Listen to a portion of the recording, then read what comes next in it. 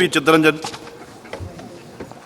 Sir, കേരളത്തിലെ സർക്കാർ ആശുപത്രികളിലെ വികസന സമിതികളിലും ഹോസ്പിറ്റൽ മാനേജ്മെൻറ്റ് കമ്മിറ്റികളിലും ജോലി ചെയ്യുന്ന ഏകദേശം 7500ഓളം വരുന്ന തൊഴിലാളികളും ജീവനക്കാരുമുണ്ട് സാർ.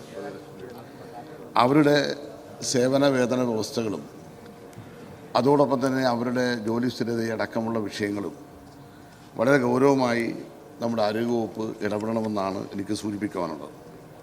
സാർ, 33 വർഷം മുതൽ താഴോട്ട് സീനിയാരിറ്റി ഉള്ളവരാണ് ജീവനക്കാരിൽ മഹാഭൂരിപക്ഷവും. അവർക്ക് ഇപ്പോഴും വേതനത്തെ സംബന്ധിച്ച് ഒരു ഏകീകരണവും ഇതുവരെ ഉണ്ടായിട്ടില്ല.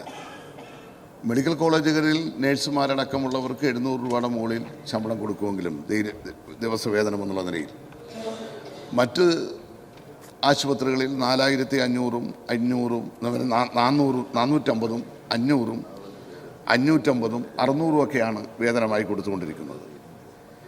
കാലിക്കറ്റ് നമ്മുടെ കോഴിക്കോട് മെഡിക്കൽ കോളേജിൽ മാത്രം 1000-ന് മുകളിൽ ജീവനക്കാരും തൊഴിലാളികളും ഈ ദിവസവേതനക്കാരായിട്ടുണ്ട്. കോട്ടയത്തും 1000-ന് മുകളിൽ ആൾക്കാരുണ്ട്.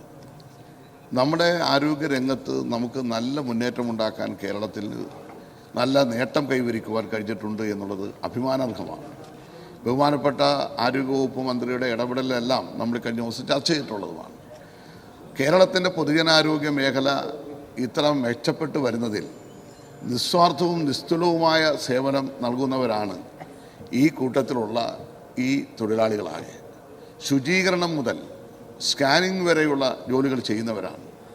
നമ്മളേറെ ആദരവോടുകൂടി പറയുന്ന ഒരു നാമമാണല്ലോ സിസ്റ്റർ ലിനി. ലിനി എന്ന നിപ്പയുടെ രക്തസാക്ഷി കോഴിക്കോട് ജില്ലയിലെ പേരാമ്പ്ര താലൂക്ക് ആശുപത്രിയിലെ നേഴ്സായിരുന്നു. 450 രൂപയായിരുന്നു അവരുടെ ശമ്പളം. അങ്ങനെയുള്ള ലിനിമാർ 100 കണക്കിന് ഈ ആശുപത്രികളിലെ സേവനം ചെയ്തുകൊണ്ടിരിക്കുകയാണ്.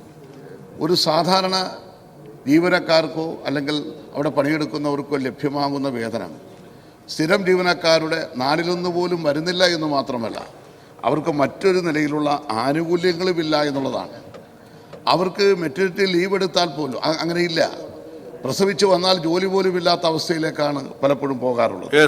പ്രൊവിഡന്റ് ഫണ്ടില്ല, ഗ്രാറ്റുവിറ്റി ഇല്ല, ESI ഇല്ല, ബോണസ് ഇല്ല, മിനിമം വേതനമില്ല. ഈ നിലയിലേക്കുള്ള വളരെ ദയനീയമായ ഒരവസ്ഥയാണ് അവർ അഭിമുഖീകരിച്ചുകൊണ്ടിരിക്കുന്നത്. സാർ, ഒരു കാര്യം കൂടെ പറയാം.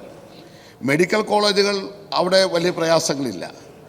എന്നാൽ ജില്ലാ ആശുപത്രി, താലൂക്ക് ആശുപത്രി, ഈ തദ്ദേശ സ്വയംഭരണ സ്ഥാപനങ്ങൾ മേൽനോട്ടം വഹിക്കുന്ന ഈ ആശുപത്രികളിലാണ് പലപ്പോഴും വലിയ തോതിലുള്ള പ്രയാസങ്ങൾ ഉണ്ടായിക്കൊണ്ടിരിക്കുന്നത്. 3 മാസക്കാലത്തേക്ക് ബോണ്ട് എഴുതി വെച്ചിട്ട്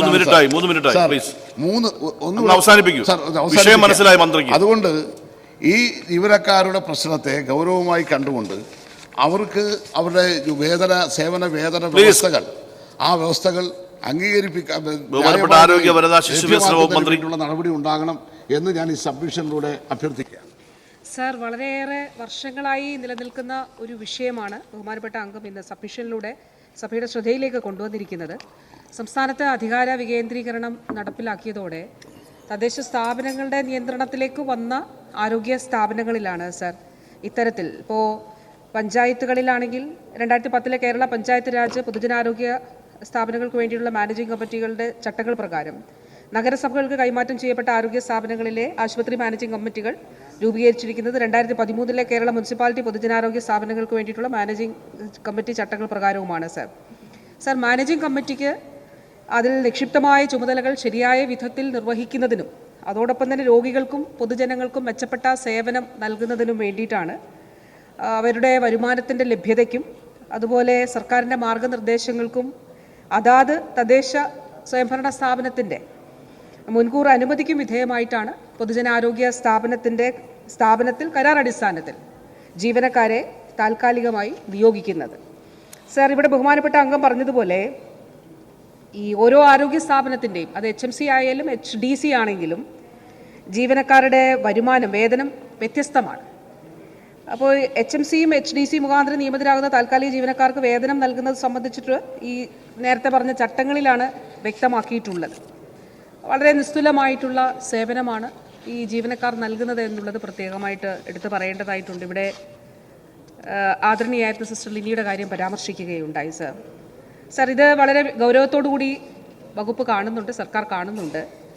ഇതിൻ്റെ അടിസ്ഥാനത്തിൽ ആശുപത്രി വികസന സമിതി, ആശുപത്രി മാനേജ്മെന്റ് കമ്മിറ്റി മുഖാന്തരം നിയമിക്കപ്പെട്ട് സംസ്ഥാനത്തെ വിവിധ ആശുപത്രികളിൽ ജോലി ചെയ്യുന്ന ജീവനക്കാരുടെ വിവിധ പ്രശ്നങ്ങൾ ശ്രദ്ധയിൽപ്പെട്ടതിനെ തുടർന്ന് ഇതിൻ്റെ അടിസ്ഥാനത്തിൽ ഈ വർഷം മാർച്ച് മാസം 19-ാം തീയതി 19/3/2025 മന്ത്രിതലത്തിൽ ഉയർന്ന ഉദ്യോഗസ്ഥരുടെ ഒരു യോഗം വിളിച്ചു ചേർക്കുകയും ആ യോഗത്തിൽ ഇക്കാര്യങ്ങൾ ചർച്ച ചെയ്യുകയും ഇത് ഉൾപ്പെടെയുള്ള വിഷയങ്ങൾ ഇപ്പോൾ താൽക്കാലിക ജീവനക്കാരായതുകൊണ്ട് കരാർ അടിസ്ഥാനത്തിൽ അവരെ നിയോഗിക്കുന്നുണ്ട്. എന്നിരുന്നാലും ഒരു പെർഫോമൻസ് അപ്രൈസലിൻ്റെ അടിസ്ഥാനത്തിൽ അവർക്ക് ജോലിയിൽ തുടരുന്നതിന് വേണ്ടിയിട്ടുള്ള അത് ഉറപ്പ് തുടർ നിയമനം നൽകി വരുന്നുണ്ട്. അപ്പോൾ ഇക്കാര്യങ്ങളൊക്കെ തന്നെ പരിശോധിച്ചുകൊണ്ട് ഒരു ശുപാർശ സമർപ്പിക്കുന്നതിന് വേണ്ടി ഒരു സമിതിയെ രൂപീകരിക്കണമെന്ന് തീരുമാനിച്ചിരുന്നു. ഈ കമ്മിറ്റിയുടെ ഒരു ശുപാർശയുടെ അടിസ്ഥാനത്തിൽ അത് ഗൗരവമായിട്ട് പരിഗണിക്കുകയും അതിൻ്റെ അടിസ്ഥാനത്തിൽ തുടർ നടപടികൾ സ്വീകരിക്കുകയും ചെയ്യുന്നതാണ്.